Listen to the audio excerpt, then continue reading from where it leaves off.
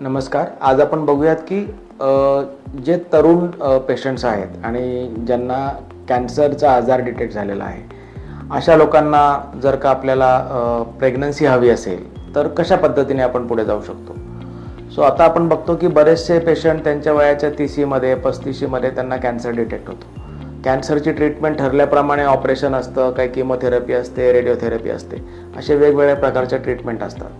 तर हे किमोथेरपी आणि रेडिओथेरपी ह्या गोष्टींमुळे काय होतं, जर त्या किरणांमुळे किंवा त्या केमिकल औषधांमुळे ओव्हरीचं जे काम आहे ते एकदम कमी होऊन जातं, म्हणजे ओव्हरी डिस्ट्रॉय होऊन जातात. सो अशा लोकांमध्ये किंवा टेस्टिस डिस्ट्रॉय होऊन जातात. तर आपण अशा लोकांमध्ये प्रेग्नन्सी कशी प्लॅन करू शकतो. तर आपण काय करतो, हे केमोथेरपी रेडिओथेरपी हे करण्याच्या आधी आपण ओव्हरी जर असेल तर ओव्हरीमधनं आपण स्त्रीबीज बाहेर काढून आपल्याकडे स्टोअर करून ठेवू शकतो.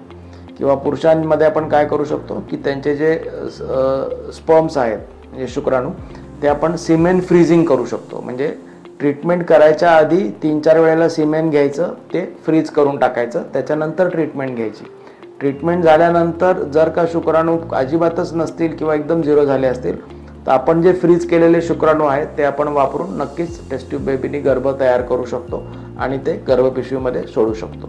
स्त्रियांच्या केसमध्ये असं आहे की जर का तिला काही किमोथेरपी रेडिओथेरपी देणार असू आपण, त्याच्या आधी आपण त्या स्त्रियांना काही 10 दिवस सलग इंजेक्शन्स देतो.